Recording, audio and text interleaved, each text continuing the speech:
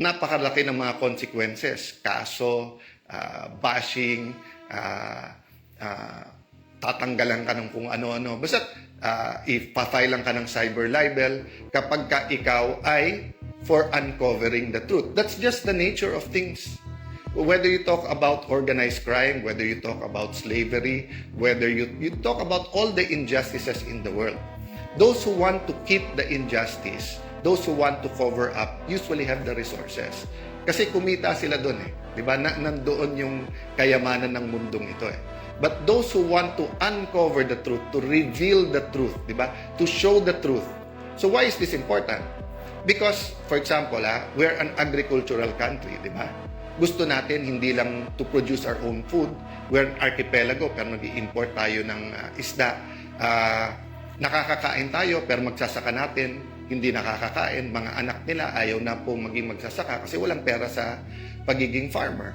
And there are a lot of good programs, di ba? But habang ninanakaw lahat ng pera, habang mali-maleta ang pera, habang ang hindi lang naman flood control, di ba? Pati yung irrigation, ninakaw din yun. Ilan regimes ang dumaan, pati fertilizer, di ba? Tubig ang binigay nung before sa ating mga farmers. So what I'm saying there is that in any home, in any building, in any nation, foundations are important. So kapag ka ikaw ay gumawa ng isang bansa, ang pundasyon niya ay sa buhangin, gigiba yun. Gigiba po yun. Kasi hindi tama ang pundasyon. So kailangan ang pundasyon natin katotohanan. So respond lang ako ng konti, sabi ni Senator Lacson, sayang ang pera. Nung si Alan Cayetano ang Senate President, 700 million ang nagastos. Sabi ko, saan kaya galing yon? Tapos, sabi ko, total, magaling mag-divide sila Senator Lacson, very divisive. Dinivide ko. Kasi ang ginamit niya, 28 days daw ako naging Senate President. So, tignan niyo po multiply muna, multiply. Multiply mo ang 25 million na sinabi ni Senator Win na gastos ng Senate a day, i-multiply mo yun sa 28 days and baliktarin mo naman, division. 700 divided by 28 days is 25 million. Yun din naman ang ginawa ni Senator Win. Tinignan niya lang yung budget ng Senado, tapos dinivide niya, nakuha yung 25 million a day. So, nasaan yung intellectual dishonesty? Nasaan ang pagtatago ng katotohanan? Simple lang po. Kahit sino po ang Senate President, 25 million a day ang gastos ng Senado kung ganun kasimple ang computation mo. Meaning, yung budget ng buong Senado divided by the number of calendar days. Di ba? So, may nabasa po ako, sorry, nakalimutan ko kung sino mismo nagsabi. Sabi niya, statistics is like a bikini. Ulitin ko statistics is like a bikini. Why? What it shows is very revealing. But what it hides is essential. So makikita nyo po, ni-reveal niya, parang pang-intriga, di ba? Kasi magaling naman talaga sila mang-intriga eh. Nagte-take turns lang naman po. Si Raffy Tulfo, si Erwin Tulfo, si Senator Ping Lacson. Tapos yung iba sa grupo nila, yung tag team lang yun. Para, kayo naman mang-inis kay Alan. Kayo naman magkalat ng hindi totoo. Kayo naman magkalat ng ganito. Palabasin natin ang gulo-gulo, di ba? Again, ano yung intent? Para hindi malaman ang buong katotohanan tungkol sa korupsyon sa ating bansa. But let's be intellectually honest. Whoever was SP nun, ganun din ang gastos. Question. Pero bakit sila one day may napasa? I challenge all the congressmen and senators. 1998 pa lang, congressman na po ako. Naging konsel po ako for a short while po, vice mayor. Naging member po ako ng House of Representatives. 4 na term po. 4 na term. Pangatlong term ko na po ito bilang senador. I was privileged. No? God honored me by allowing me to be speaker and then for Senate President kahit maikse. I challenge lahat ng congressman, senador. Prove me wrong. Sa huling 3 araw, yung Monday to Wednesday, kapag kayan po ay session, diyan po ang ratsadahan.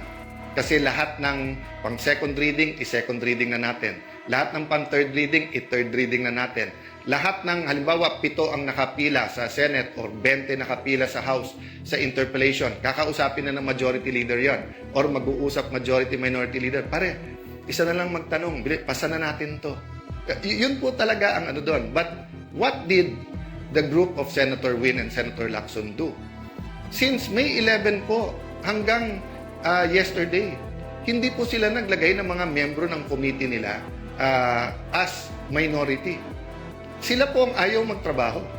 Hindi po sila naglagay ng mga membro para hindi mag-function yung mga committee. Question, paano po yung mga ready na for BICAM na ipapasa? Yung po ay inauthorize namin.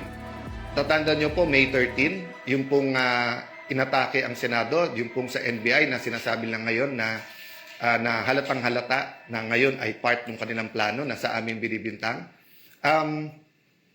Alam nyo po ba na the next day po ay meron pong BICAM tungkol sa voucher system sa DepEd. Yun po ay nakakasana sa House of Representatives. Nag-confirm ako, tinawagan ko mismo si Speaker D na pupunta po ako doon. Tapos nagkagulo. Kinancel nila po yun. Kung hindi ako nagkakamali, si Senator Bam Aquino ang chairman nun, ang magpapatuloy nun. Meron napakarami pong hearing. Yung hearing si Senator Pia tinuloy. Yung kay Senator Pangilinan, nagtanong naman siya sa floor pero sunod-sunod na batiko sa iba't ibang mga pahayagan at online. Kawawa daw yung farmers, dumating po sa Senate. Tapos pagkatapos hindi pinakinggan. Kawawa po talaga kasi nagamit sila. Kasi pwedeng ituloy ang hearing. Hindi nila tinuloy. So yung sinasabi po nilang hindi nagtrabaho, waling-waling po yun. No? Walang katotohanan, panay kasinungalingan. No? And that's why yesterday po, ang main na inuna nila ay isang bill na maganda, na gusto natin lahat, na walang ano. Ang joke nga namin, naalala nyo yung 1990s, yung pag tinanong yung bata na, anak, parang wala kang ambisyon. What's your plans? At sasabihin ng anak, ang plans ko, mami, may sampagita, may gumamela, may orchids. Kasi plants pala yon, hindi plans. So, nung tinanong yung majority, what's your plans for the special session? Waling-waling pala, di ba? So, huwag na tayo maglokohan. Yung kahapon, kasi may 13 na kayo, at gusto nyong palitan ang Senate President kasi gusto nyo tuloy-tuloy na yung impeachment at ang gusto nyo, grupo nyo ang magdikta ng tempo through the presiding officer. That's been very clear to us from the start, di ba? Nung February pa, nung ipepwesto natin si Senator Loren Legarda bilang Senate President, yun ang sinabi, hindi sila papayag dahil impeachment ang importante. Pero number 2 lang pala yung impeachment. Ang number 1, yung cover-up dito po sa flood control at napakarami pang iba. Kaya, ang message ko kay Senator Lacson, simple lang. Gusto mo, tumahimik muna ako, meditate, pray, ikaw din. Pero, Senator Lacson, napakahaba ng iyong karir. Nakilala ka bilang nag-expose, nakilala ka na sinusundan mo yung ebidensya. Of course, there have been many issues also regarding you, your family, pero yung businesses nyo. Pero, sinantabi ng Pilipino yon kasi magaling ka mag-imbestiga eh. Pero ngayon, bakit? Panay comment mo na lang sa mga witnesses pero ayaw mong humarap sila sa committee. So, ako hindi ko sinasabi na lahat ng witnesses na to, former Marines, mga bodyguards, mga former military, active military yung iba ha, na naging security. Hindi lang ni former congressman and head of the Appropriations Committee ng House na si Saldico. Marami pa po dyan kasi alam naman po natin na parating may security naman po ang ating mga congressman, senador at mga sekretary. Diba? Alam naman po natin yon. Alam natin hindi sila pipit bingi. So, anong mawawala na may hearing na fair at pakinggan? Pero in the meantime, inuubos kami. Diba? Kaya ang susunod daw, si Senator Marcoleta. Diba? So, and then si Senator Bongo. So, I wanna honor Senator Bongo, Senator Bato, Senator Marcoleta, Senator Jinggoy. Bakit? Nung before May 11 po, nung nag-usap-usap kami, in fact, nagkita kami May 10 eh. At bago ko mapagharap-harap po ang 12, wala po si Senator Bato noon, nagsabi na po kaming lahat na dadaan tayo sa pagsubok na to at may magsabi na lang pag hindi na kaya. Pero napakarami nagsabi noon, kulong na kung kulong, harapin na natin kung ano to, etc. O walang hiwalayan tayo, grupo tayo. So I'd like to honor those who are in the front line. I'd like to honor those who held out, di ba? But ang problema kasi, nagbago yung laban eh. From just having a platform sa Senate para para fair yung ating impeachment, para makapag-focus tayo sa economic crisis at para lumabas ang katotohanan, nakita na namin kung gaano kalaki ang skandalo at yung corruption na to eh. Ongoing to ha. Yung sasabihin nila na wala nang nakawan ngayon, tell that to the Marines. Nagbabago lang. So, I don't want to take up much of your time today, and I don't want to answer each of the issues in a way that will effectively conflict or confuse us, di ba? So, kung sinagot ng Panginoon Jesucristo yung mga apostles isa-isa, o ikaw, anong pagkain ang inisip mo? O ikaw, saan matutulog? O ikaw, di ba? Kasi they were not all able, may naglilimp din, di ba? So, ang concern niya, meron bang mule or donkey o kabayo na pwedeng sakyan? Those are all valid. Di ba? Kung sasabihin ngayon ng iba, okay, Tano, tumahimik ka, gutom na kami, kain muna. Those are valid. And we should discuss that. Pero anong una? What's the priority? No?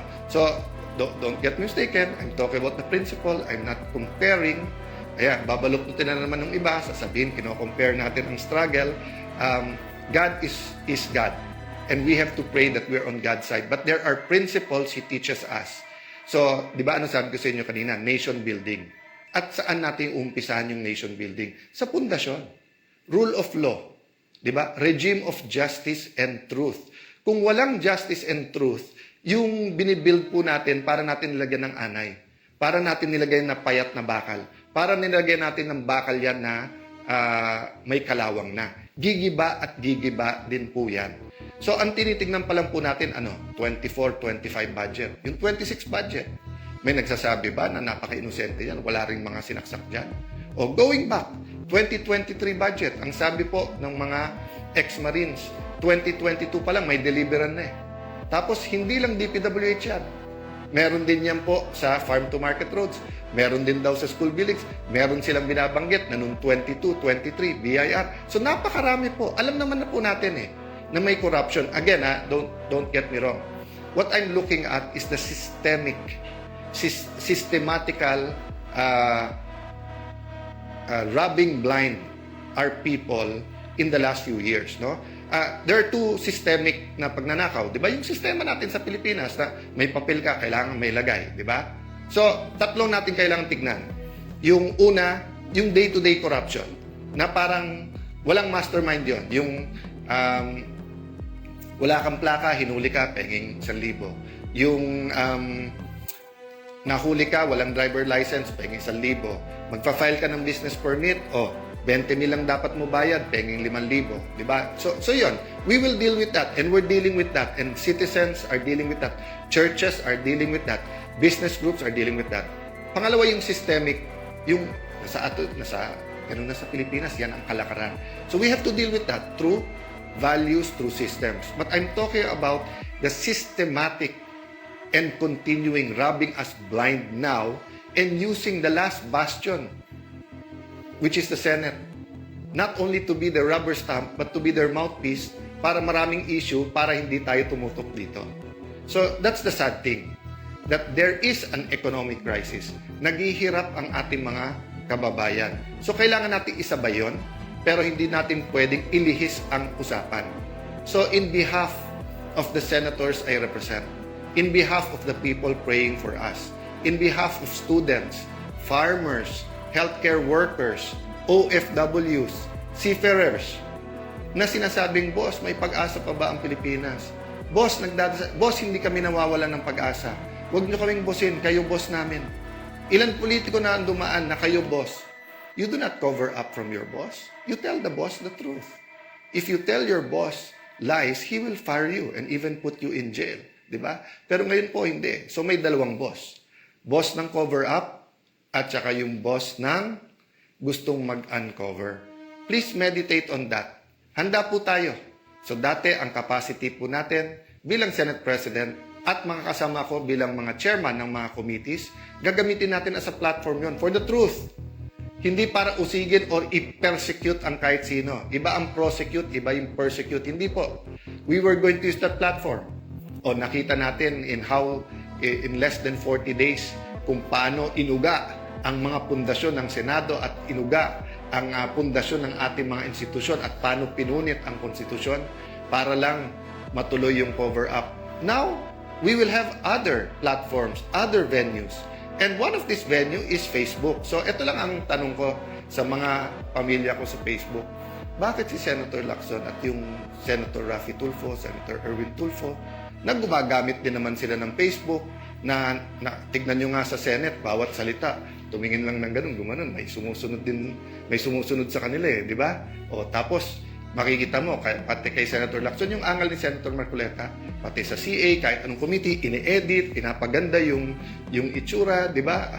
Yung sa NBI, hindi ko alam, totoo ba yun, yung talagang nag-ayos nung hearing. Everyone is aware that it's not only mainstream, meron din social media. Ba't kayo galit na galit pag nagpe-Facebook ako? Ang hilig nyo rin mag-Facebook. So sasabihin nyo, hindi, kasi mas maraming nanonood kay Alan Cayetano kasi nagsasabi ako ng totoo. Hindi naman parating mas maraming nanonood sa akin. Bakit last year ba? Mas maraming nanonood sa iyo. Raffy at Erwin Tulfo. Problema, nabuko kayo na may tinatago kayo. Diba? O hindi lang sa sarili, para pati din sa Malacanang. So, walang perpekto sa atin. But it's time for real change. So, yun ang hinihingi ko mga kababayan. Huwag po tayong susuko. Huwag po tayong manghihina.